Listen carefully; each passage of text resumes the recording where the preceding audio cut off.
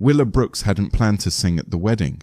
She'd come to support Valeria, her best friend since middle school, toasting her, fixing her veil, and maybe tearing up a little during the vows. But when the hired singer cancelled last minute due to a travel mix-up, and Valeria turned to her with that pleading look, Willa didn't have it in her to say no. Now, standing under a canopy of Spanish moss and twinkling Edison bulbs in a private Charleston garden, Willa gripped the microphone like it was the only solid thing in her world. The music started. Just a soft, acoustic guitar, slow and tender, and Willa closed her eyes. For one breath, she was 17 again, singing in her church choir, with her mother in the front row, mouthing every word right along with her. Then she opened her mouth, and the song took over. She didn't belt. Willa wasn't that kind of singer. Her voice was a hush of velvet, meant for lullabies and late-night stations. It trembled at first, but then settled into something calm, bitter-sweet, and true. The kind of voice that didn't try to impress. It just let you feel. From the back of the aisle, partially hidden by flowering magnolia trees, Sean Whitmore didn't blink. Not once. He was in Charleston for the first time in over a year. Officially, to attend the wedding of his business partner's niece. Unofficially, to escape the glass and steel routine of Atlanta boardrooms, startup pitches, and his mother's relentless reminders about his legacy. He hadn't expected this. Sean had heard a lot of voices in his life. Some selling ideas, some lying through their teeth, some begging for one more shot at a product launch. But this one, this voice, it felt like it wasn't meant for the crowd, like she was singing to someone she lost, or maybe to herself. And even though she didn't see him, not really, he saw her. Willa's last note hovered in the air longer than it should have, as if time paused to hold its breath with her. Then the crowd erupted in applause. Cell phones snapped up. Guests wiped their eyes. Valeria clutched her bouquet against her chest, mouthing, "Thank you." Willa offered a small, shaky smile, whispered a quiet, "Congratulations," and slipped away through the side garden gate before anyone could stop her. Sean watched her leave, not because he was chasing anything, but because something inside him had shifted, and he wasn't sure what yet. If you enjoyed this video, comment 1 to let me know. If not, comment 2. Your thought mattered to me either way. "Didn't touch your drink," said Nico, his longtime assistant, nudging the untouched glass in Sean's hand as they stood near the back, away from the circle of guests. "That's not like you." "I wasn't thirsty," Sean said quietly. "You were staring." Sean didn't answer. Nico leaned in. "You okay, man?" Sean looked down at the garden path where she had walked out just moments ago. "She didn't sing like someone trying to be noticed," he said. "She sang like she had something to lose." Nico's brow furrowed, but he didn't press. He never did. Later, in the quiet hum of a black car weaving through Charleston's cobbled streets, Sean stared out the window. The city here felt slower, warmer, like it wasn't in a rush to become something else. Unlike him, Whitmore Digital had grown too fast. The product, the platform, the publicity, it had all exploded after the acquisition. Investors, board members, magazine covers, everyone kept telling him how lucky he was, how brilliant, how unstoppable. But luck didn't stop your loft from feeling like a hotel room. Brilliance didn't keep you company at midnight. And unstoppable just meant you didn't know how to rest. He thought about the girl from the wedding, how she hadn't introduced herself, hadn't even looked at the crowd after she sang. She just walked away. Sean never felt less in control of his curiosity than in that moment. Back at his temporary townhouse rental, he stepped onto the balcony, rolled up his sleeves, and let the night breeze tangle his thoughts. Charleston didn't have Atlanta's skyline, but tonight, that was the point. Here, he could breathe. He pulled out his phone, hesitated. "Nico," he said out loud, not even needing to dial. Within seconds, Nico picked up. "Yeah?" "Find out who sang at the wedding tonight." There was a pause. "Wasn't on the program, but I'll ask around. Why?" She's not on social. That's not an accident. Another pause. You want this discreet? Sean nodded. I don't want to show up like a headline. I just want a name. All right, I'll handle it. Sean hung up and stood in the silence for a long time, listening to the crickets and distant echoes of laughter. He didn't know what he expected from this trip, but it wasn't a woman in a pale blue dress with a voice that sounded like it remembered everything you ever lost and still forgave you. Willa slipped out of her heels and into her worn sneakers the moment she stepped off the garden path. Her apartment above Sweet Leaf Books was only 4 blocks away, and she needed the walk. Her phone buzzed with messages from Valeria. You saved me. I'm crying. Half the guests are crying. I owe you my life. Willa smiled, texting back, You owe me cheese fries and a night off. Done. When she reached her place, she climbed the back staircase. The bookstore below was quiet now, locked for the weekend. She stood for a moment in front of the dusty attic door beside her apartment. One day, she thought, one day I'll turn that space into something real, but not tonight. Inside, she changed into soft pajamas and made tea. Her feet ached, her heart was quiet, but something tugged at her. She'd sung in public for the first time in years. She didn't panic, she didn't choke, she didn't break. She let the song carry what she never said, and someone in that crowd had listened. She didn't know who, not yet. Sweet Leaf Books smelled like stories. Old paper, fresh coffee from the cafe next door, and the lavender oil Aunt Loretta dabbed on the counter each morning. Willa was halfway through alphabetizing a shelf of Southern memoirs when the bell above the door gave its soft, tired chime. If you enjoyed this video, comment 1 to let me know. If not, comment 2. Your thought matter to me either way. She didn't look up. Not at first. Excuse me, came a voice. Male, warm, measured, the kind of voice you leaned into without knowing why. Willa turned and there he was, Sean, only she didn't know him as Sean Whitmore, CEO of Whitmore Digital, tech world darling, Forbes featured founder. He didn't look like that today. He looked ordinary, almost. Khaki slacks, a white button-up rolled at the sleeves, and a soft navy jacket. He held a single book in his hand, spine facing down, like it wasn't about the purchase. I was wondering if you have any collections on early jazz history, he said, not smiling, not cold, just quietly present. Willa blinked, then cleared her throat. You're in the right section, 3rd shelf from the bottom. We've got some rare finds down there. He followed her gesture, kneeling with care, scanning the titles. She watched him for a second longer than necessary, then turned back to her stack of books. Her heart hadn't pounded like this since her audition at the college she never got to attend. You sang at the Albright wedding, he said. She froze. Her hand hovered above the next book, fingers brushing the edge. Slowly she turned. You were there, he nodded. Back row. Hard to miss a voice like that. There it was. The compliment. The kind she'd learned to deflect. She offered a polite smile. It was just a favor for the bride. I'm not a performer. That's not what it sounded like. She tilted her head slightly. You always follow up with people who sing at weddings. A flicker of amusement passed through his eyes. Only when it feels like they weren't trying to be heard. And I heard them anyway. That made her pause.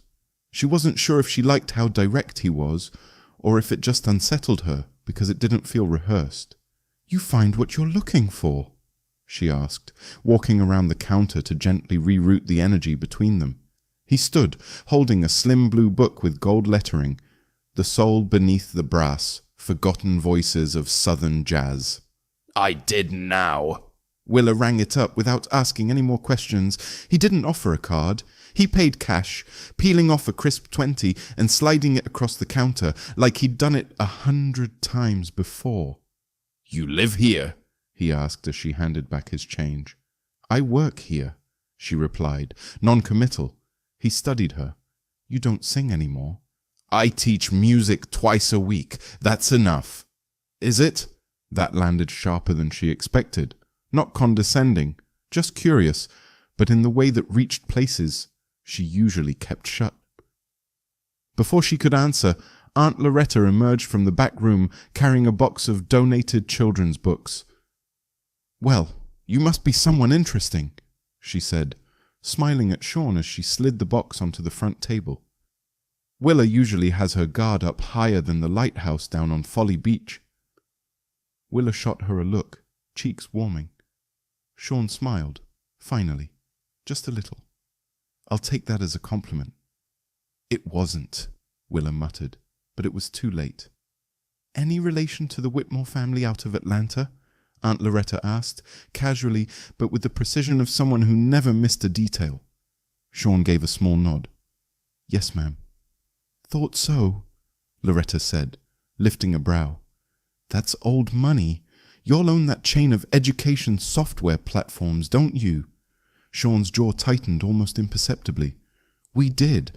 I shifted the company years ago. It's mostly music tech now." Willa blinked. Music tech. He turned to her, his expression unreadable. "Audio restoration, leave mixing tools, AI that analyzes analog imperfections. We digitize the human touch, basically." She stared at him. That wasn't what she expected. Not at all. "Most people don't know that," he said, softer now. "They just think I make money off music without actually loving it." Silence settled for a breath too long. "I should get back," he said, tapping the book against his palm. "But thanks for the recommendation." "Sure," Willa said. "Any time." He reached the door, paused and turned back. "I know I came in here for a book," he said, "but if I'm being honest, I think I came because I heard something at that wedding that stayed with me." She didn't respond. He nodded once, respectfully, then stepped outside. The bell chimed again, then quiet. Aunt Loretta waited exactly 3 seconds before speaking. "You didn't mention he was handsome." "I didn't know he'd walk in here," Willa said, still staring at the door. "You also didn't mention he looked at you like a man who hears something rare and doesn't want it to stop." Willa picked up her stack of books and moved back to the shelf. "You're imagining things," she muttered. "No, baby, I'm remembering them," Loretta said gently. "That's the difference." Willa didn't reply. She didn't tell her aunt that for one suspended moment, when Sean stood in front of her, the air in the shop had felt different, thicker, like something was holding its breath. That night, she opened her windows and let the late summer breeze move through her tiny apartment. She didn't play music. She didn't read. She sat on the floor with her knees tucked to her chest and replayed the conversation on a loop. Was it curiosity, coincidence, or the beginning of something that didn't feel safe, but felt strangely right? She didn't know, but she knew he had listened, and now she wasn't sure she could unhear that voice either. The invitation came the next morning, tucked inside a plain white envelope that rested on the front counter like it had always belonged there. Willa found it before opening, her name handwritten in a careful, slightly slanted script. No return address, no stamp. Just her name, Willa Brooks. She looked up at Aunt Loretta, who was dusting the poetry section. "You see anyone drop this off?" Loretta barely glanced up. "Tall, polite, asked if you'd be in today, left that and walked out." "Did he say a name?" "Number, but I've got eyes, Willa." It was him. Her heart bumped once, then twice. Willa peeled the flap open carefully, like whatever was inside might shift the air. Inside, a folded note on thick, cream stationery. "Willa, there's a little place I go when the world feels loud. I thought maybe you'd like it too. No pressure, just curiosity. 7:30, Emerson's, back patio, no name, just that." She knew the spot, Emerson's wine garden, tucked down a cobbled side street with strung lights, soft jazz, and a hidden back patio wrapped in ivy. Most locals walked right by it. You had to know it was there. For a few seconds she just stared at the note. Then she folded it, slipped it into her back pocket, and told herself she wasn't going. But at 7:15, she found herself standing in front of her small mirror, trying to decide between her usual wrap dress or something she hadn't worn in over a year. A navy blouse with soft pearl buttons that used to make her feel like someone else. She chose the blouse. Emerson's was exactly as she remembered. Warm lights, clinking glasses, laughter low and comforting like a worn-in melody. She paused just inside the front, unsure, when the host looked up. "Back patio?" She nodded slowly. "This way." The door opened to reveal an intimate courtyard, lit by lanterns and the soft flicker of candles on each table. Only one table was occupied. Sean stood as she approached. "I wasn't sure you'd come," he said. "I wasn't either," Willa replied, smoothing her sleeve. "You look—" He paused, then gave a half-smile. "Like someone who sings under moonlight."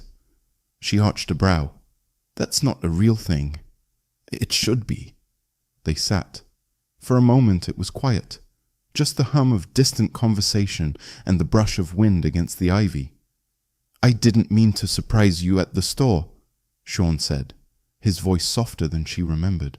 "I thought about not going, but I didn't want to guess who you were." "I don't think there's that much to guess," she replied. "I think there's more than you let on." Willa looked at him, really looked. His eyes weren't cold or calculating.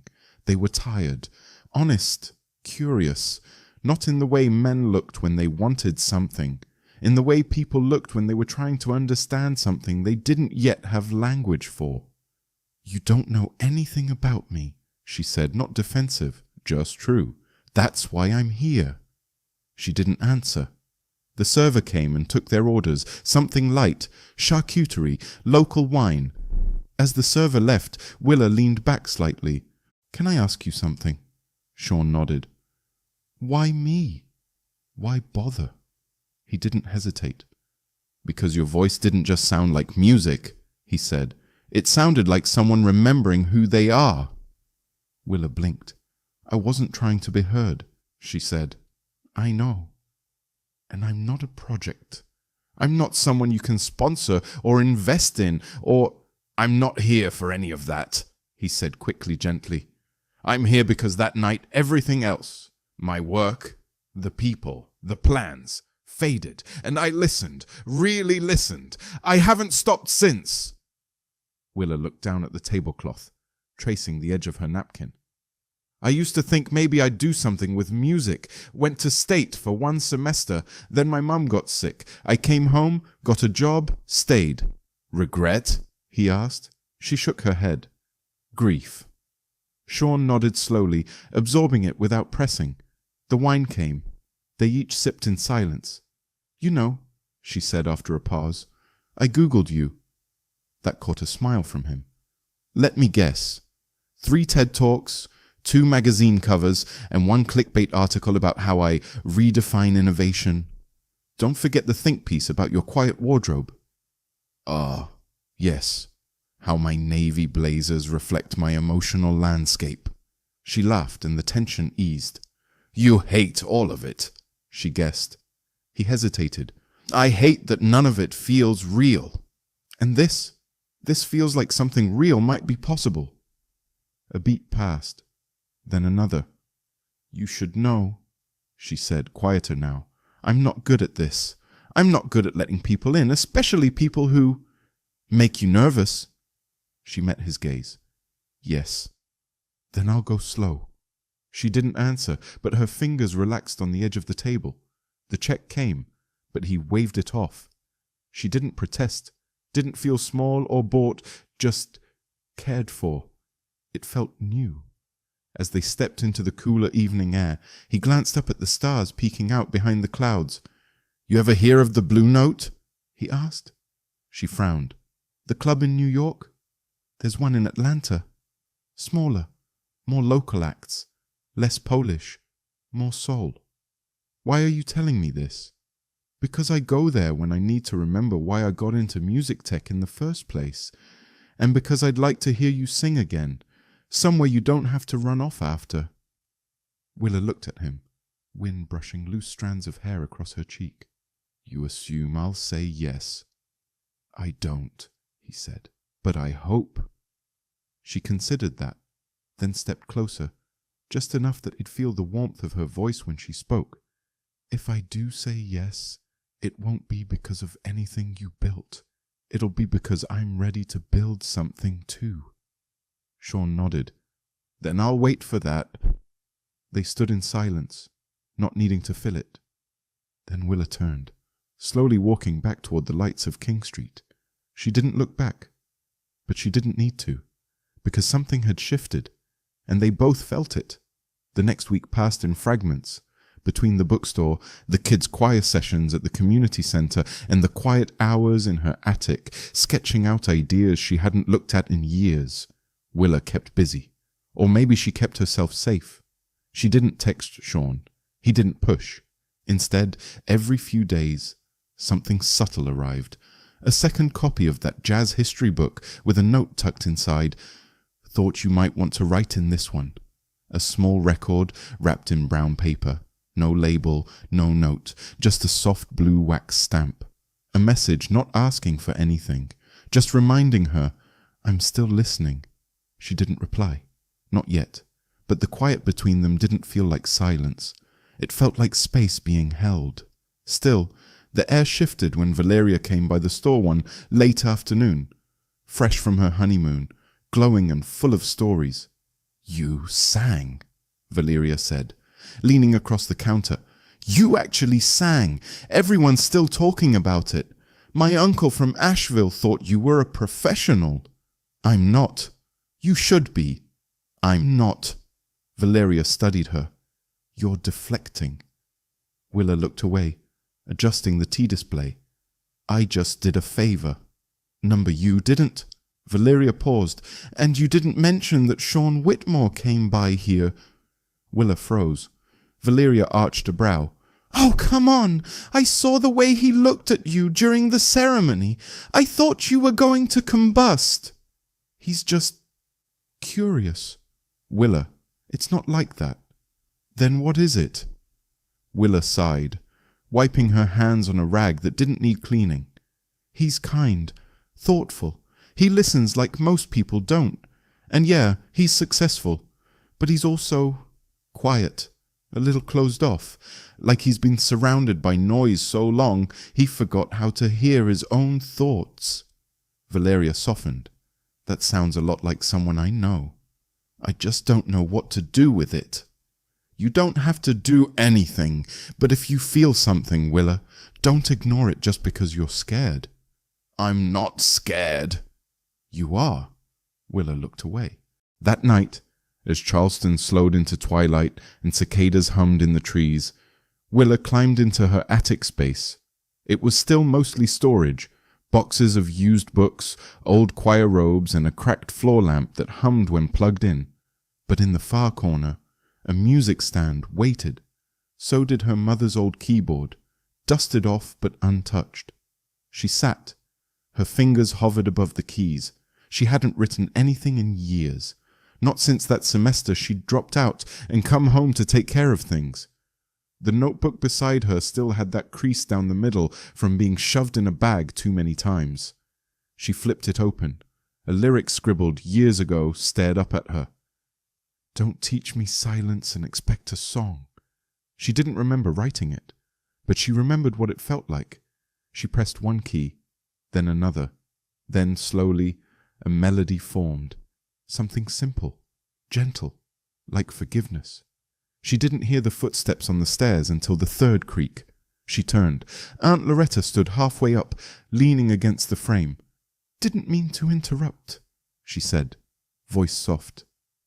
You're not... Loretta stepped in, eyes scanning the space. Haven't seen you up here in a while. I guess I forgot it was mine. Loretta crossed her arms. That boy, Sean. He dropped off another book this morning. Willa smiled faintly. He's persistent. He's something. They stood in quiet for a moment. Loretta stepped closer, brushing her hand over the worn keys. Your mama used to play this when she thought I was asleep. I wasn't. I'd sit in the hallway and listen through the vent. I remember. She always said music doesn't leave you. You just get quiet sometimes. Willa swallowed hard. What if I'm too quiet now? Then it's time to get loud again.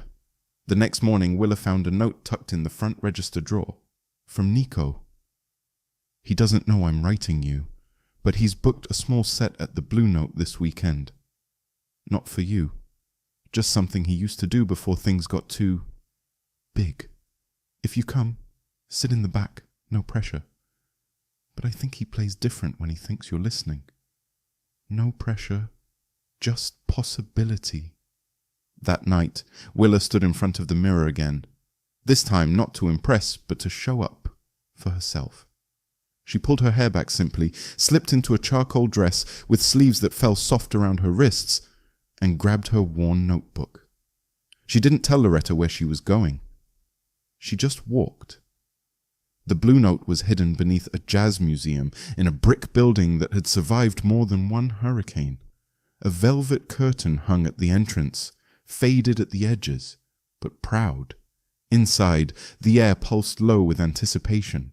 She stepped into the shadows along the back wall, heart rattling like a missed note. Sean was already on stage, alone, seated at a weathered upright piano with a whiskey untouched beside him. The room hushed as he began to play. The song wasn't loud, it wasn't sharp, it was searching. He wasn't perfect, he missed a note, caught the wrong chord, but he didn't flinch. He just kept going, eyes half closed, as if remembering something he hadn't spoken aloud in years. Then the song shifted. A familiar phrase slipped in. 3 notes from the melody she'd sung at the wedding. Not copied, reimagined. She felt her breath catch. He was playing her, not for the room, for her, and he didn't even know she was there. She didn't move, didn't blink, just stood still as the music poured out into the air, soft as memory, sharp as hope. When it ended, the room exhaled. So did she. He stood, offered a small nod to the room, and walked off stage without applause, as if it didn't matter. She slipped out before he could see her. But the music had followed her home, and now it wasn't leaving. The next morning, Willa didn't mention the Blue Note to anyone. She brewed her tea, opened the shop, answered the usual calls about missing book orders, and taught her Tuesday afternoon music class like it was any other week. But her mind lingered, not on the melody Sean had played, but the way it had felt, like someone had taken a memory of her and turned it into music. Late afternoon light poured through the bookstore windows as she sorted a stack of trade-ins at the front desk. The door chimed, and instinctively she looked up. It wasn't Sean. It was Charlotte Whitmore. Willa knew it before the woman introduced herself.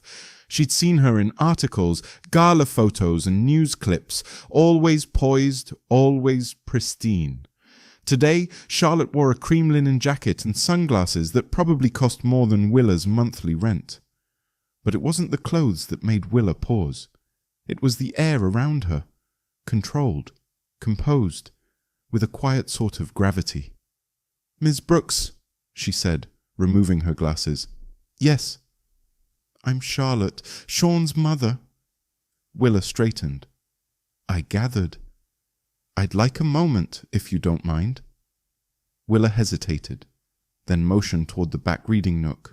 Charlotte followed, sitting with grace like she'd never had to wonder where she belonged in a room.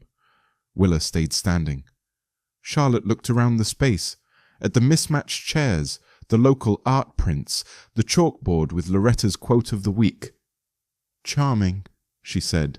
"You've made it feel personal." "It's my aunt's store, but I try." Charlotte nodded once. Then she folded her hands in her lap. "I'll be brief. I know who you are, and I know you've crossed into my son's world recently." "Crossed into?" Willa repeated, quiet but pointed. "I don't mean that unkindly, but you seem like a woman who appreciates clarity." Willa said nothing. "My son's life is complicated. He has a business that requires discretion, travel, diplomacy. People depend on him, not just financially, but culturally. Everything he touches reflects something larger: legacy, direction, responsibility. And you don't think I fit into that? Charlotte tilted her head. I think you're unexpected, which can be refreshing or distracting. Willa sat finally, her voice calm. Let me be clear with you, Mrs. Whitmore. I didn't chase him. I didn't plan this. I didn't ask for it. I just sang a song at my best friend's wedding. And now he's composing piano pieces around it. Willa blinked. Charlotte leaned back slightly, smoothing an invisible wrinkle from her sleeve. Sean has always had a soft spot for things that make him feel, but feelings don't always build futures. And what does? Willa asked, voice steady. Strategy, timing, alignment. That sounds lonely. Charlotte studied her a moment longer, then to Willa's surprise she softened, just slightly. Lonely is manageable, she said. Disappointment is not. Willa's jaw tensed, but she nodded.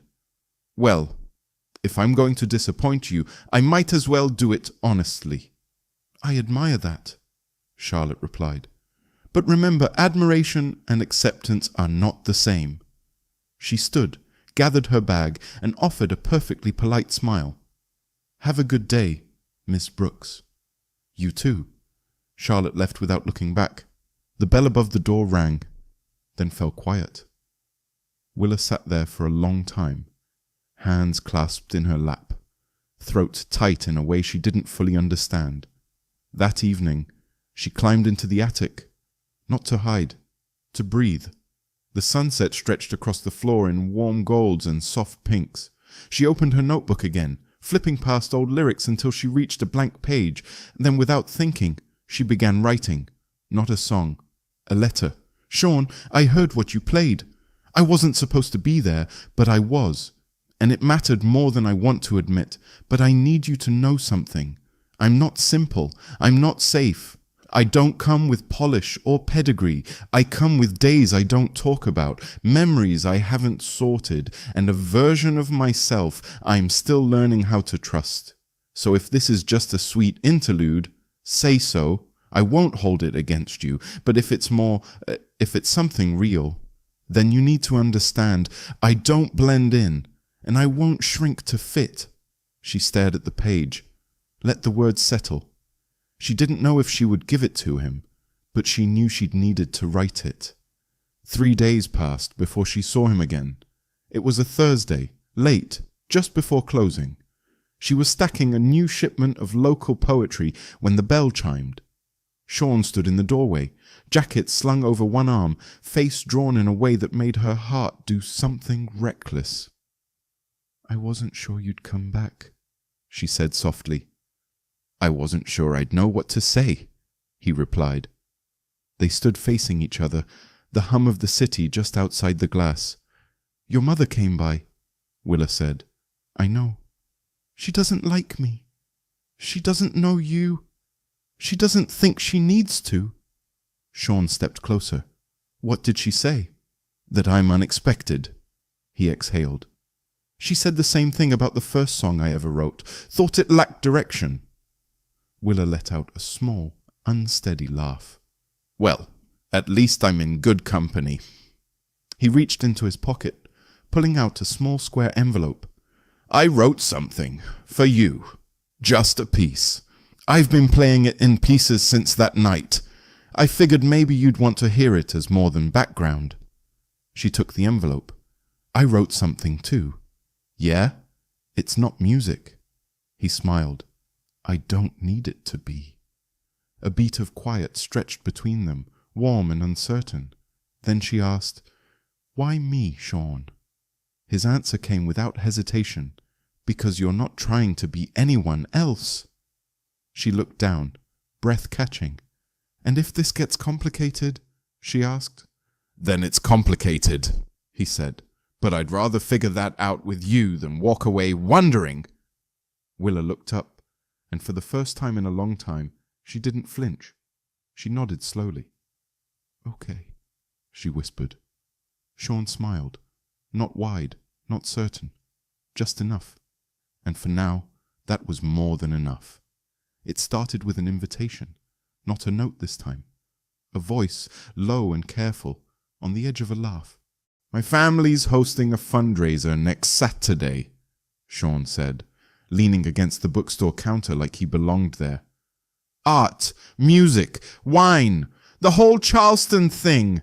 My mother insists I show up. Willa looked up from her receipts, pen still in hand. Let me guess, you need a buffer. More like someone I'd actually want to talk to. She didn't answer right away. Sean slid a small embossed card across the counter. No pressure. I don't own anything fundraiser appropriate, she said. I'll be the one in the tie that feels like a leash, he replied. That made her smile. Slight. Real. But she didn't say yes. Not then. The week passed with quiet hums of connection. Small texts. An article he sent her on sound waves and emotion. A photo she took of the attic window catching golden hour light, captioned simply, "This feels like music." By Friday, she still hadn't decided. It wasn't about dresses or wine or even Charlotte Whitmore. It was about space. She'd lived so long in the margins of other people's lives, supporting, shelving, stepping aside, that the idea of being visible made her chest feel tight. But that morning, Robert Carter came by the shop. He was wearing his usual brown vest and a fedora he refused to retire. He set a stack of sheet music down on the table like a gift he wasn't ready to admit meant something. Someone told me you were singing again, he said. Willa looked at him. Where'd you hear that? I have ears, child, and nieces, and apparently a playlist I didn't know you were on. She flushed. It was one night. One night's how everything starts, he said. Now, you going to let that voice collect dust again? Or are you finally going to walk in the front door of your own life? She stared at him. I don't belong in that world, she said. You don't belong in a box either. What's worse, feeling out of place or staying invisible?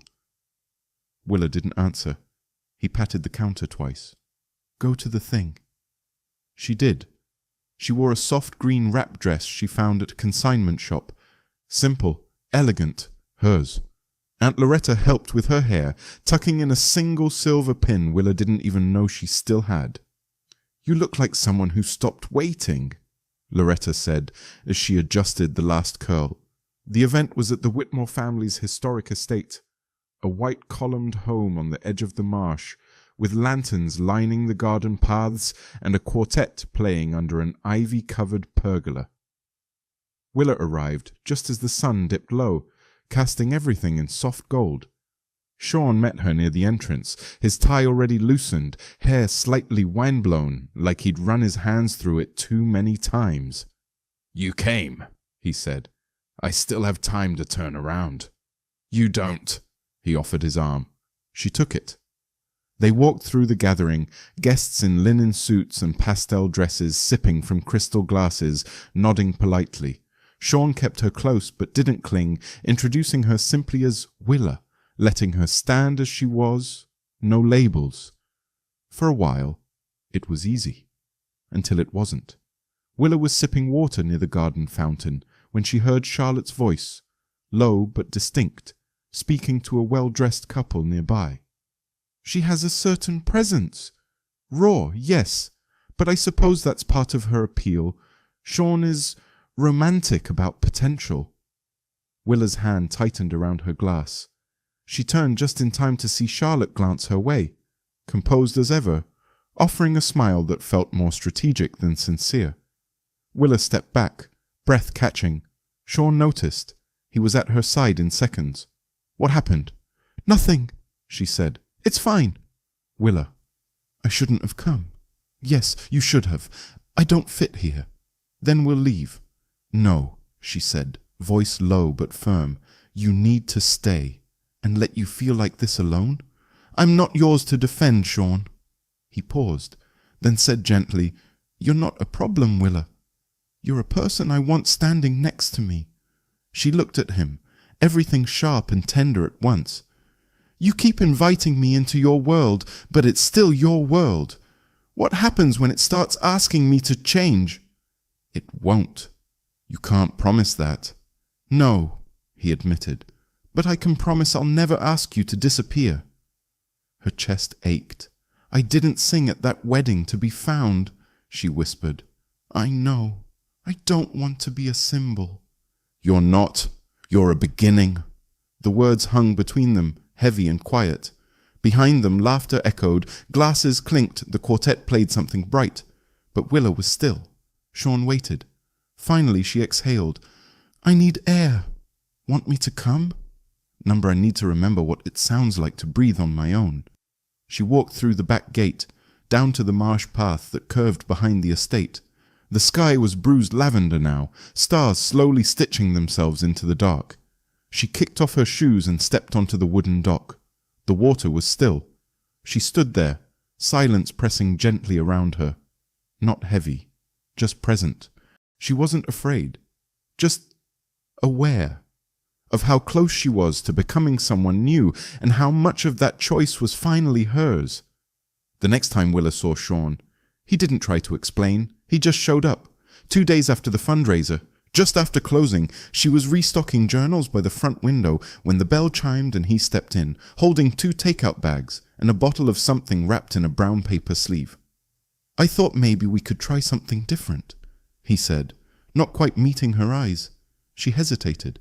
Different how? No expectations, no guest lists, no pressure. He held up the bags. "Just dinner and something I want to show you." Willa narrowed her eyes. "Is it another piano?" He smiled, the first real one she'd seen in days. "Not yet." She let him in. Upstairs, they sat cross-legged on the floor of her apartment, the attic door slightly ajar behind them, like it was listening in. They ate out of paper boxes, lemon pepper chicken, grilled corn, cornbread still warm and crumbly, and drank from mismatched mugs because Willa didn't own wine glasses. It felt nothing like a Whitmore event. It felt like air. "I meant what I said," he told her after a long pause. "You're not a problem I need to fix." "I don't want to be someone you protect from your world," she replied. "That's not love, that's insulation." He nodded. "Fair." She pushed her food aside and leaned back against the wall. "You ever wonder if some people are just better left in the quiet? Like, maybe that's where they belong?" "I used to," he said, "before I stopped mistaking silence for peace." They let that sit. Then Sean reached into his coat and pulled out a small key. He placed it gently between them. "What's this?" "The bookstore attic," he said. "Well, the studio now." Willa blinked. "I didn't say I wanted a studio." "You didn't have to. I didn't ask for anything." "Exactly." She stared at the key, chest tight. "You built me something?" she asked, voice cracking just slightly. "I built you space," he said. "That's different." "You didn't even know if I'd say yes." "I didn't build it because I thought you would. I built it because I hoped one day you'd believe you could." She closed her eyes. When she opened them, he was still watching her, but not with expectation, just presence. She picked up the key, turned it over in her hand like it might disappear if she blinked. "I don't know what to say," she whispered. "You don't have to say anything," he said. "Just come see it." She did. They walked down together, across the back hallway of the store, up the narrow steps that creaked the way old houses do when they've been waiting for someone. The attic had changed. The boxes were gone, the insulation replaced. The exposed beams now softened with acoustic paneling that looked like art. A mic stand, a vintage stool, a softly lit desk in the corner with a new journal laid open, everything quietly intentional. And at the center, her mother's old keyboard, cleaned, polished, still humble but somehow shining. Willa stepped inside, slow, reverent. Sean stayed at the door. She walked to the keyboard, sat, and ran her fingers gently across the keys. Then she looked back at him. "You did all this without knowing if I'd come." He shrugged. "Some things are worth the risk." She stared at him, emotions colliding. Fear, gratitude, awe. "You don't know what this means." I think I do. She stood crossing the room. When she reached him, she didn't speak. She just pressed her forehead lightly to his chest, breathing in the calm she never thought she'd find again. Sean didn't move. He didn't hold her like she might break or whisper promises she wasn't ready to hear. He just stayed with her, in the music, in the stillness, in the decision to be seen. After a while, Willa pulled back, eyes glinting with something new. Not joy, not certainty, just the beginning of belief. Okay, she said softly. Let's see what it sounds like. Sean smiled, not because he'd won, but because she'd chosen. And somewhere in the walls of that attic, something exhaled, like music waiting too long to be played. Willa didn't sleep that night. She tried, more than once, curling under the quilt her mother had stitched together from scraps of old choir robes, the attic key still resting on the table beside her. But her mind kept replaying everything. The studio's quiet hum, Sean's steady voice, the way the space seemed to echo back some part of her she hadn't known was still alive. By morning, she wasn't rested, but she was ready. She opened the attic windows before the sun had fully risen, letting in the cool salt-tinged air, and sat at the keyboard with a mug of lukewarm coffee in one hand, and her journal in the other. She wasn't there to write a masterpiece. She was there to remember how it felt to begin. Sean didn't come by that day, or the next, and somehow that made her trust him more. Instead, she wrote, practiced, deleted entire pages and then salvaged lines she'd once buried at the margins of notebook paper. She taught her music class that Thursday with more ease, more confidence. The kids noticed. You're glowing, said Clarissa, her boldest student, who was 10 going on 30. Are you in love or something? Willa flushed. I'm rediscovering music. That's boring. I like the love idea better. Willa laughed, but when the girl skipped away, her smile faded just a little. Was this love? Or was it something more dangerous? Hope? She wasn't sure yet. That Friday, the bookstore was closing early for inventory, and Aunt Loretta insisted she take the evening to herself. Go get air, Loretta said, pointing toward the door. Not the kind from this dusty shop, either. The kind that smells like marsh and old secrets. Old secrets? Girl, you know what I mean. Willa smirked, but she went. Sean had mentioned a gallery opening earlier in the week, a collaboration between a local painter and a cellist, hosted inside a refurbished grain warehouse downtown. She'd looked it up. Tickets were sold out. Still, something pulled her there anyway. The building stood tall and quiet along the waterfront, lights spilling like gold down the brick facade. She hovered near the edge of the entrance, unsure, and then, as if summoned, Sean stepped out the side door, sleeves rolled, tie abandoned, hair curling slightly at the edges from humidity. He paused mid-step when he saw her. You came, he said, voice low but lit. I didn't have a ticket. You didn't need one. He held out his hand, not urgently, not insistently, just open. She took it. Inside, the gallery was glowing with soft lamplight and music that seemed to spill from the walls. Abstract paintings danced across panels, blues, reds, and silvers, and in the far corner a cellist played beneath a skylight, his eyes closed, bow sweeping like breath over the strings. Sean led her through slowly, it pointing out pieces he liked. Willa didn't say much, just watched him. There was something different in him tonight. A quiet unraveling, a looseness in the way he moved, as if the expectations had melted from his shoulders. You seem lighter, she said, when they paused near a painting of a city skyline, crumbling into notes of sheet music. I've been trying to remember how it feels to make something, he replied. Not pitch it, not sell it, just make it. She looked at him. Did you? He nodded. The attic helped. They lingered there, just them and the hum of cello and paint. Then a woman approached, elegant, sharp-featured, wearing heels that didn't dare make a sound on the polished floors.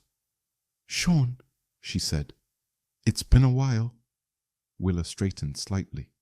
The woman glanced at Willa but didn't offer her name. Eva. Sean said, polite but distant.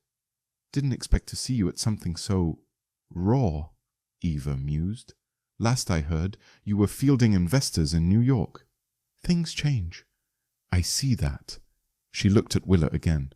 Not cruelly, just assessing. Like a critic evaluating brushstrokes. Willa lifted her chin. Eva was part of the team at the label I used to consult for, Sean said after Eva drifted away. She looked like part of something. Don't do that. Do what? Shrink just because someone else takes up space. Willa didn't reply right away.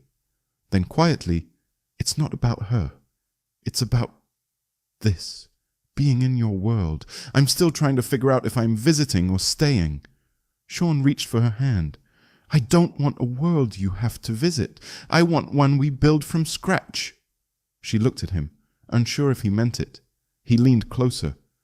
Say the word, and I'll leave all this behind tomorrow. Her eyes searched his face.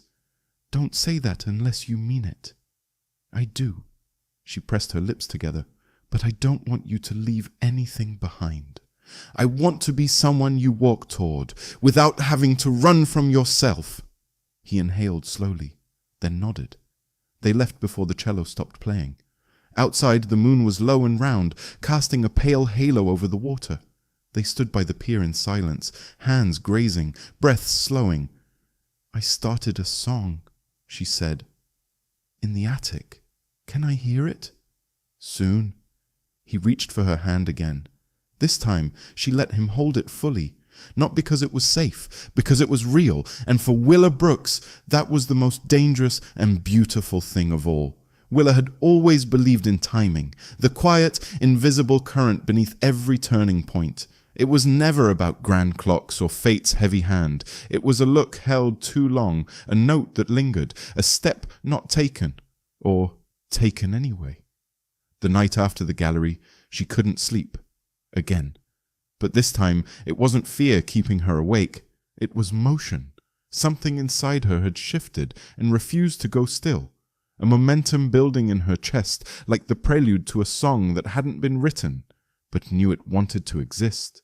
By morning, she was at the attic keyboard before the sun had touched the horizon.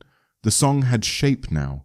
Chords she didn't question, words that weren't clever or grand, but honest. She wasn't writing for anyone, not even Sean. She was writing for the version of herself she'd buried the day her mother whispered, "It's okay to stay, Willa," while slipping into sleep she wouldn't wake from.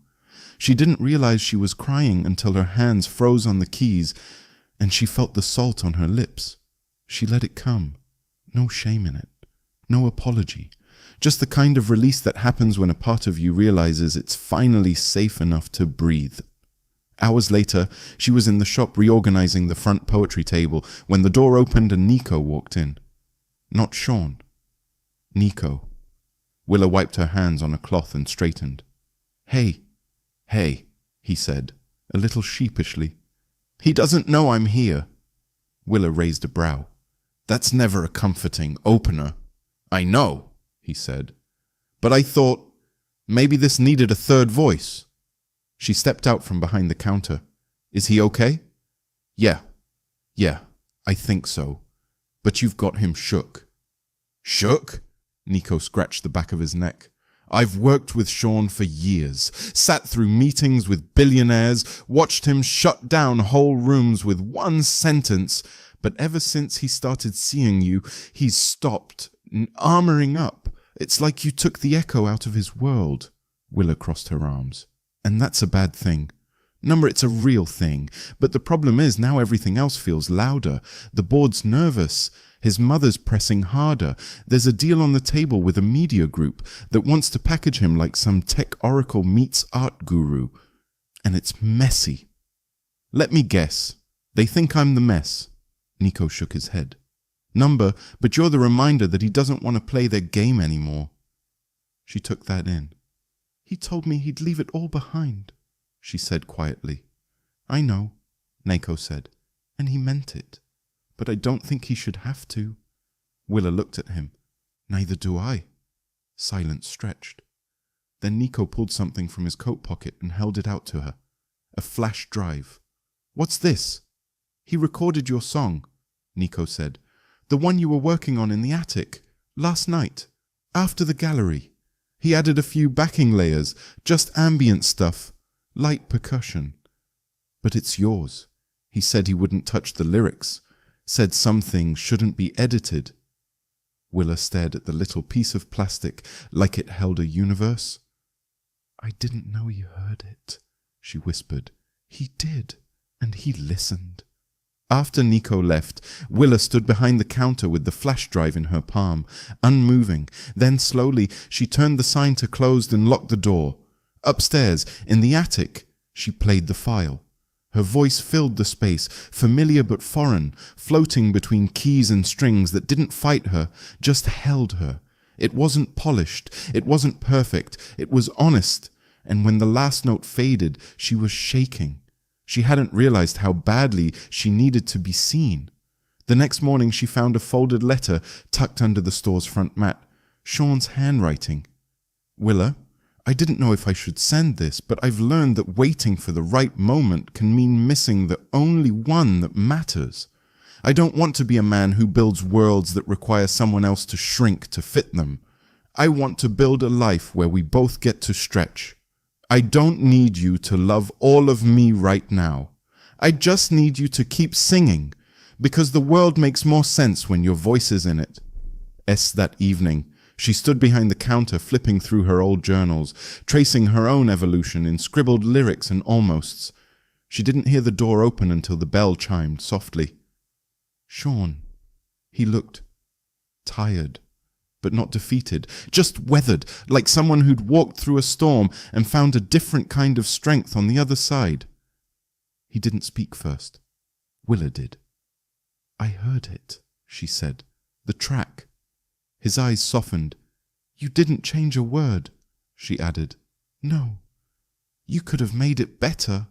"No," he said again, and that time it carried more weight. She stepped out from behind the counter, slow and sure. "You don't have to leave anything behind," she said, "but maybe it's time to change what you carry forward." He nodded. She closed the distance between them, stopped just short. "I'm scared," she admitted. "Not of you, of being something that matters again." "You already do," he said. Her breath caught, and then quietly, "I want to record it, all of it, not just that song, a full set. In the attic, for real." A smile tugged at his mouth. "Together?" he asked. Willa looked around the bookstore, the shelves, the ceiling, the stories that had waited patiently for her to find her own. "Yeah," she whispered. "Let's build something that lasts." Outside, the wind picked up, rustling the leaves along King Street. Inside, the attic light clicked on, and somewhere in that small, quiet space above a second-hand bookstore, a new chapter began, set not by chance, but by choice. They started recording on a Sunday. No announcement, no Instagram teaser, no behind-the-scenes photos with coffee cups and captions like "Back at It." Just Willa, Sean, and the attic. Windows cracked open, sunlight slanting in across the floor, dust motes suspended in golden light like slow-moving thoughts. Sean set up the equipment quietly, efficiently. Willa noticed how careful he was with her keyboard, as if he understood what it held beyond wires and ivory. They didn't speak much at first. They didn't need to. She ran through warm-ups while he tested the mic levels, adjusting cables and nodding when her voice rose and fell. Every time she glanced at him, he wasn't just watching, he was listening. By the time they recorded the first take, the sky had shifted to soft grey, clouds curling low like a curtain being drawn. Willa sat at the keys, notebook open beside her, but unused. The words were in her. The track was raw, stripped down to vocals, keys, and the quiet creak of the floorboards when she shifted her weight. She left the imperfections in. Her voice cracked once. She kept it. There was a breath where there should have been a note. She kept that too. When it ended, Sean didn't say a word. He just pressed stop and sat with her in the stillness. She finally looked up. "You think it's enough?" "I think it's honest," he said, "and that's more than enough." They recorded 3 more tracks over the next week, all originals, all different. One was soft like a memory of rain. One pulsed with something low and slow and a little angry, an echo from the years she lost trying to be what everyone else needed. And one, the last one, was a love song. Not flashy, not swooning. It was the kind of song someone might hum while doing dishes or folding laundry in a quiet house with someone they trusted. It was about staying. They finished the last take just as the sun dipped behind the skyline. Willa's fingers hovered over the keys, then dropped gently. She turned to Sean. "That's the one I want to lead with." He nodded once. "Okay. I want to release it. Not just to you. Not just to the attic. I want to put it out there. Let it breathe." A pause. "I'll help however you want," he said. "I want to do it local," she replied. "No label. No algorithm games. I want it to reach the people it's supposed to reach. Not everyone, just the right ones." "Then that's what we'll do." She smiled. But it wasn't all light. The next day Charlotte called. Willa didn't answer the first time, but the second time she picked up. "I heard your recording," Charlotte said without pleasantries. "I am." There was a pause on the other end, the sound of crystal being set gently on glass. "I assume this is Sean's doing?" Willa held the phone tighter. "Number, it's mine. He's just giving it space." Another pause. "I never told you the real reason I came to the store that day." Willa stayed quiet. Charlotte sighed, soft and almost tired. "When Sean was younger, he'd play piano in our basement until his fingers shook. I thought it was a phase, a distraction, something to outgrow." Willa listened, unsure where this was going. "But he kept playing. Even when the company took off, even after his father passed, he played like it was the only thing that let him stay himself." The confession hung like mist. "I was afraid," Charlotte continued. "Afraid someone would come along and pull him away from all he'd built, make him lose focus." "You thought that would be me," Willa said quietly. "I did," Charlotte admitted. "But I've been listening to the demos, the ones Nico sent." Willa's breath caught. "You didn't pull him away," Charlotte said. "You anchored him. I don't understand it, but I hear it in the way he plays now. It's fuller, like he finally remembered what the notes are for." Willa said nothing. Charlotte didn't ask for forgiveness, but her voice softened, as if offering something rare. "When the record's ready, I know a man who runs a gallery downtown. He's been looking for a local showcase, article music, storytelling. You could debut it there." Willa didn't reply right away. Then, "Thank you." "Don't thank me. Just finish the album." She hung up. That night, Willa found Sean in the attic, cleaning up the cables, humming to himself. "She called," Willa said. He turned, eyebrows raised. "My mother?" "She listened." He sat on the stool. "Did she offer unsolicited advice in a side of disapproval?" "She offered a venue." His face changed, surprise giving way to something like pride, not in his mother, in her. "She's not the reason I'm doing this," Willa added. "I know. But maybe she's not the reason I was afraid either. Maybe I was just waiting for a voice louder than doubt. And now?" She smiled. "Now I want a mic." He grinned. They sat in the attic as night pulled its blanket over Charleston. Down below, the city kept moving. Cars passing, conversations blooming and fading, music drifting from an open window a few blocks away. Up here, something quieter was happening. Not an ending, not quite a beginning, but the kind of moment that becomes the root of everything else. And Willa knew. Her voice had finally found its home. It started with a phone call from Valeria. Willa had just locked up Sweetleaf for the night, the key warm in her palm, the streets outside thick with the scent of late summer and jasmine. She answered without checking the screen, still thinking about the final mix of her song and the way Sean had looked at her while she sang it earlier that afternoon. "Willa," Valeria said, voice fast and high, "you need to sit down." "I'm walking." "Well, stop." Willa paused in front of the bakery, the window fogged from evening ovens. What's going on? You remember my cousin Dylan from the wedding? The one who wore cowboy boots with a tux? Yes, that Dylan. He's on TikTok. Willa frowned. Okay. And he posted a video from the wedding. What kind of... Your performance. Willa, it's gone viral. Willa blinked. Viral as in almost 200,000 views in a few hours. And it's climbing.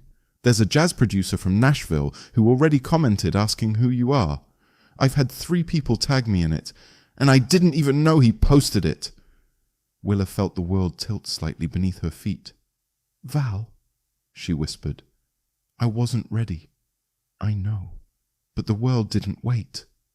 Willa ended the call and stood on the sidewalk, the city moving around her like background noise. She didn't open the app, didn't search her name. She couldn't, not yet. Instead, she walked home in silence. By the time she reached her apartment, the attic lights were on. She hadn't left them that way. Sean was there. She opened the door quietly, unsure if she wanted him to know how fast her heart was racing. I saw it, he said as soon as she stepped in. I thought you should know before it found you. I know, she said, slipping out of her shoes. Valeria called. Sean closed the laptop on the mixing desk, turning to face her fully. How do you want to handle it? I don't know, she admitted. He walked over, slow. We can ignore it, let it pass, or we can use it, leverage the attention to build something real, but it has to be your decision. Willa crossed her arms, pacing toward the window. I didn't want this. Not like this. I wanted to choose when the world heard me. This feels like being unwrapped without permission.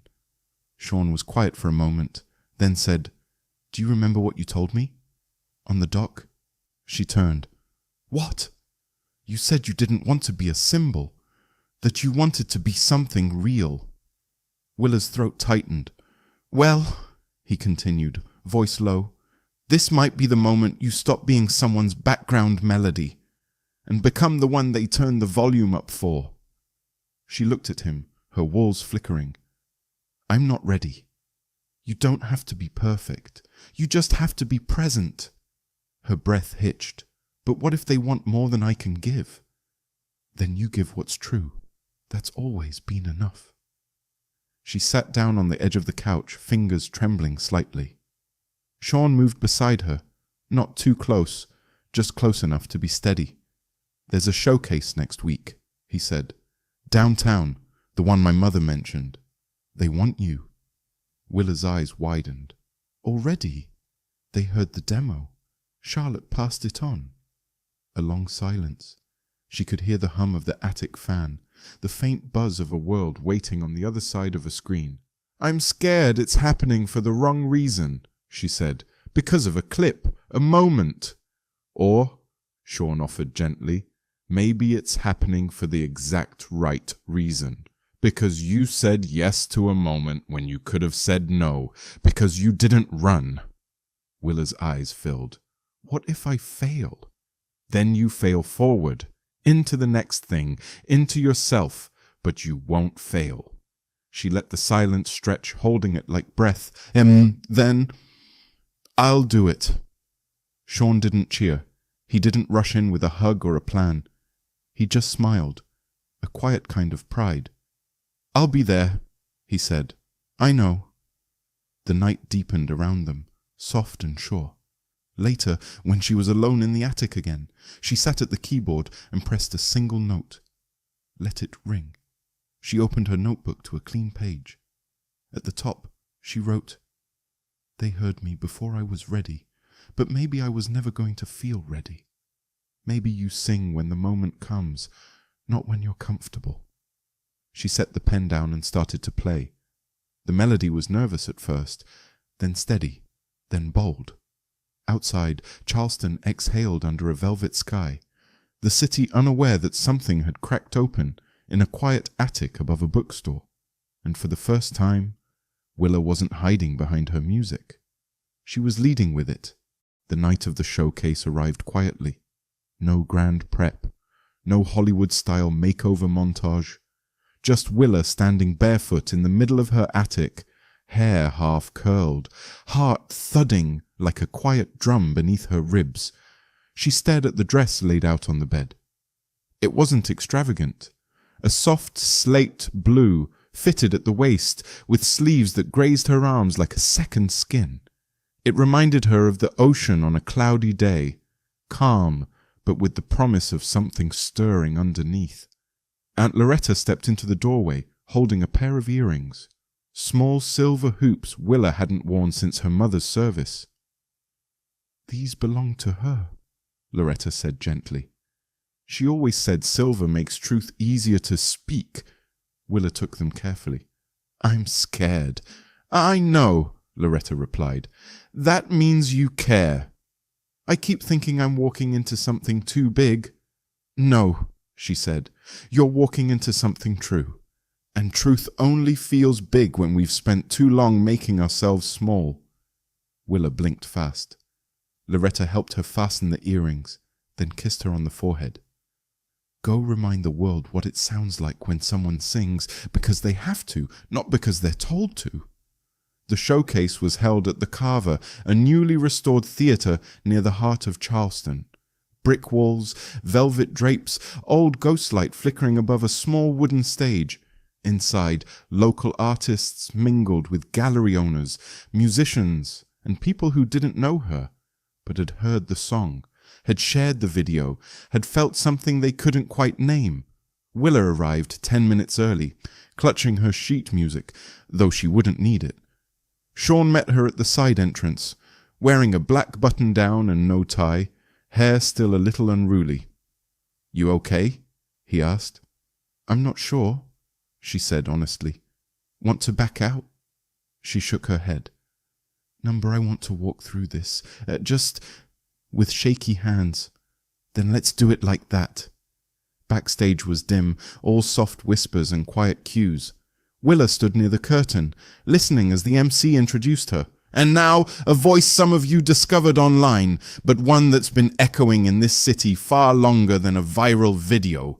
Please welcome." Willa Brooks' applause rose, tentative but kind. She stepped into the light. For half a second, everything blurred, the faces, the sounds, the space itself, but then she spotted someone in the third row, a girl, maybe 12, eyes wide, arms folded over her lap like she was trying not to fidget. The girl looked just like Willa once had, before the losses, before the detours, when singing felt like breathing. And Willa inhaled, then sang. The first note floated out, uncertain, fragile, but the second held. Then the third. It wasn't perfect. She let her voice crack where it needed to. She leaned into the lyric where the memory sat heavy. She didn't perform the song. She lived it. When she reached the final chorus, a hush settled over the room, heavy, reverent, as if every listener had found something of themselves inside her melody. And when she finished, the applause came not like thunder, but like rain, soft, steady, cleansing. She bowed once, then twice. Backstage, she exhaled like someone who had held her breath for years. Sean was waiting with a water bottle, but he didn't say anything. He just looked at her like he was seeing her all over again. Later, as they stood outside beneath the amber streetlights, Willa leaned against the brick wall and looked up at the stars. "I didn't think they'd care," she said. "Strangers, a room full of them." "They didn't hear a stranger," Sean said. "They heard someone brave enough to be honest." She turned to him. "So what now?" He smiled.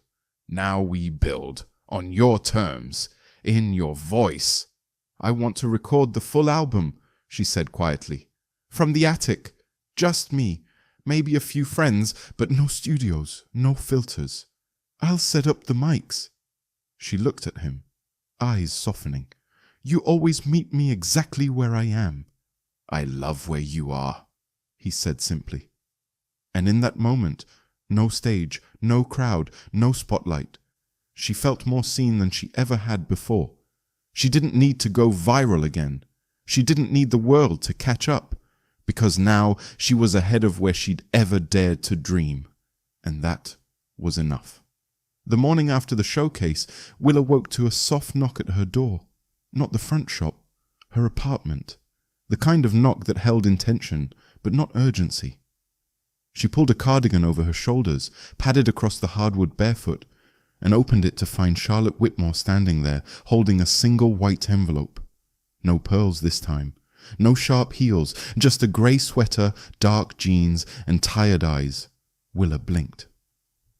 "You found the back stairs." "I've been finding a lot of things lately," Charlotte said quietly. "May I come in?" Willa stepped aside, unsure what this was going to be. Charlotte walked in slowly, pausing near the bookshelf lined with half-filled journals and thrift store novels. She didn't speak until Willa had poured her a cup of tea and sat across from her at the kitchen table. "I want to apologize," Charlotte said. No fanfare. Not just for doubting you, but for diminishing you. Willa held her gaze. "I spent most of my life building a world where control kept us safe. Predictable investments, predictable friends, predictable futures." Charlotte looked down. "Sean has always been the outlier, quietly stubborn, and he's always searched for something real in people, even if it made things harder." "He found something," Willa said softly. Charlotte nodded. "And for the first time, I see that it's not a distraction. It's the anchor." She slid the envelope across the table. "That gallery owner I mentioned, the one hosting your showcase, he sent this. They want to feature the full Attic album when it's ready. A launch and listening night. Press will be light, but meaningful. No red carpets, just art."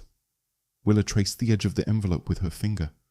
"I don't know if I'm ready for all this."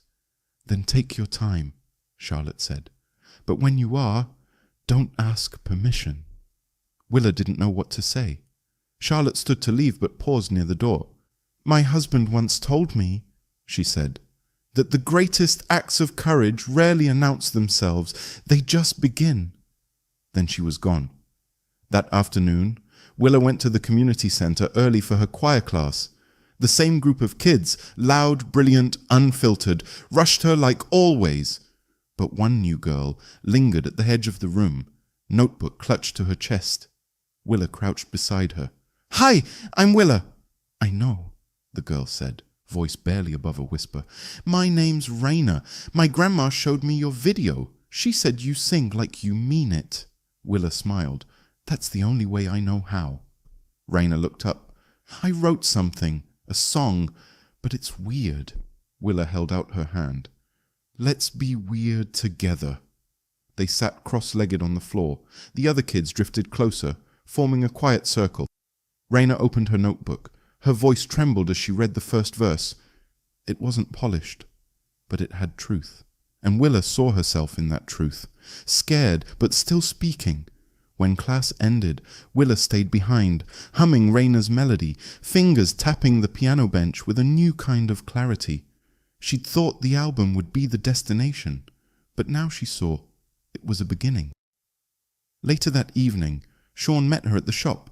He carried Thai takeout and a printout of the official mock-up for the album cover, a single unlit attic window at twilight. "Too moody?" he asked. She shook her head. "It's perfect." They ate upstairs, cross-legged on the attic floor, listening to the final mix of the title track. When the song faded, Willa turned to him. "I want to teach," she said. "You already do." "No, I mean, beyond the center. I want to turn the attic into a real space, a studio, but also a place for girls like Raina, who need somewhere to put what they don't know how to say."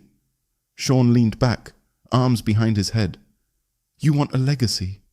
Willa exhaled. "I want to leave behind something that's not just mine."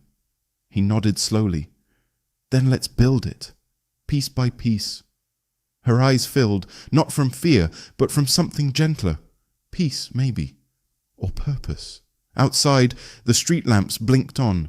The world kept turning, and in that attic above a bookstore, Willa Brooks rewrote what success looked like. Not stadiums, not awards, but a voice and a space and a choice to begin again. This time, on her terms. The proposal wasn't a spectacle. It didn't come with fireworks or flash mobs or an audience. There was no photographer hiding behind a tree, no scripted speech rehearsed in front of a mirror. It was just Willa and Sean on the dock behind the bookstore where the marsh whispered against the wood and the sky had just started to shift from silver to lavender. She was barefoot, hem of her linen dress brushing the tops of her ankles, holding a cup of tea he'd brought her without asking how she took it, because by now he knew. He stood a few feet away, hands in his pockets, not nervous, just waiting for the right breath between words. "You're quiet," she said, glancing over. "So are you. I'm always quiet here. It's like the air listens." He nodded, then stepped closer. Not dramatic, not slow motion, just sure. "I've been thinking," he said, "about what we've built." Willa turned to face him fully. "The attic, the songs, the space for those girls, even this right here." He paused. "It all feels like a beginning, but it's not a beginning without this." From his jacket pocket, he pulled a small velvet box. It wasn't even black, just a soft, warm grey, like stone smoothed by the sea. He didn't open it yet, just held it between them. "I don't need an answer right now," Sean said. "This isn't about a timeline or expectation. This is just me telling you, I want to be part of every note you write from here forward." Willa stared at the box, then at him. Her eyes were wide, but not afraid. "Sean, I never thought I'd get here. Not with someone like you." He smiled gently. "You mean someone with a name on magazine covers? Number, I mean someone who listens, someone who doesn't try to turn me into an idea." He opened the box. Inside was a ring as simple as the words he'd chosen. A single stone set into a brushed gold band. It looked like it belonged on a hand that played piano keys, wrote lyrics in margins, turned book pages with care. "You don't need to be anyone else for me," he said. "You just need to keep being this, honest, wildly specific." Willa, she felt her throat tighten. "I don't know what kind of wife I'd be," she said, voice soft. "I've spent so much of my life figuring out who I am without being someone's anything." "You wouldn't be someone's," he replied. "You'd be yourself, and I'd be standing next to you. That's it. That's the whole deal." A breeze drifted in from the water, lifting the edge of her dress, playing a quiet harmony against the stillness. She took the box, held it. Then with tears threatening but not falling, she whispered, "Yes." Not loudly, but clearly. And that was enough. They didn't celebrate, not the way the world tells you to. No toasts, no social media posts, no sudden influx of likes or emojis. Instead, Willa wrapped her arms around him and let her head rest beneath his chin. They stood there as the last bit of sun disappeared behind the rooftops, letting silence do what it did best, hold meaning. Later that night, back in the attic, she sat at the keyboard while Sean adjusted a mic. Her notebook was open beside her, a blank page waiting. She wrote only 2 words at the top, "Our sound." Then she began to play. It wasn't a love song, not exactly. It was something messier, truer. It held tension and release, sharp moments and soft ones, a melody that didn't rush to resolve. Sean sat beside her, added a few chords, let his hands follow hers without leading. The music filled the room, not like a statement, but a shared breath. They didn't talk about the future that night, didn't plan the wedding or discuss colors or guest lists. They just played, together, like that was the only thing that mattered. Outside, Charleston slept under a sky heavy with stars. Inside, the attic glowed with the kind of quiet that only comes when 2 people know, without needing to say it, that something lasting has begun. The morning of the wedding began with the sound of rain, not a downpour. Not thunder, just a gentle, rhythmic tapping against the windows of the bookstore, steady like breath. Charleston's sky had turned the color of wet stone, and the city moved slower than usual, as if giving Willa time to stretch into the weight of what this day meant. She stood barefoot in the attic studio, wrapped in her mother's old silk robe, watching water bead along the glass. Below her, the shop was still and warm, the scent of old pages and fresh cinnamon bread wafting from Aunt Loretta's kitchen. Sean was staying at the guest house next door, per tradition, though he'd texted once, "You don't have to say a word today. Just hum if you're ready, I'll know." Willa hadn't replied, but she'd hummed all morning. Downstairs, Loretta was arranging fresh-cut gardenias along the edge of the piano near the back door, where the ceremony would be. The bookstore had never hosted a wedding before, but today it felt like it had always been meant for it. Every shelf had been dusted, every lamp flickered like candlelight. The space between fiction and poetry now held a long aisle runner, stitched from pieces of old fabric Willa had collected over the years, curtains from her first apartment, a square of her mother's choir robe, even a scrap from one of Sean's band tees. No cathedral, no ballroom, just story and song. By noon, the clouds had lightened. The rain slowed to a mist. Chairs filled the garden path outside, each one covered in mismatched quilts lent by friends from the community centre and shop regulars who insisted on helping. Robert Carter arrived with his keyboard, quietly setting up in the back. Nico adjusted microphones, fussing with sound levels even though he wasn't officially working today. Valeria, in a deep plum dress that matched her lip colour perfectly, came up to the attic with a small cup of coffee and a too-wide grin. "I cannot believe this is happening," she whispered, as if Willa might float away if she said it too loud. Willa turned from the window, the robe trailing behind her. "Me neither. I mean, not because I doubted you. Well, I did think you'd run the first time he brought up the idea, but this feels like a full circle moment in one of those novels with the pretty covers and painful middles." Willa smiled, then frowned slightly. "Is that what this story is? Painful in the middle?" "No," Valeria said, handing her the coffee. "Honest in the middle. The kind that makes the ending matter." Willa exhaled, letting those words settle. Then she turned to the small table near her keyboard. The journal was still open from the night before. She had written her vows there. They weren't long.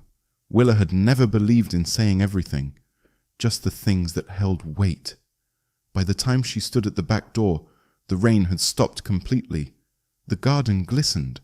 Guests sat shoulder to shoulder, wrapped in quilts and expectation, the scent of magnolia rising from the hedges that framed the aisle. Sean stood at the front, hair slightly windswept, his dark suit wrinkled in the way that said he'd done it himself.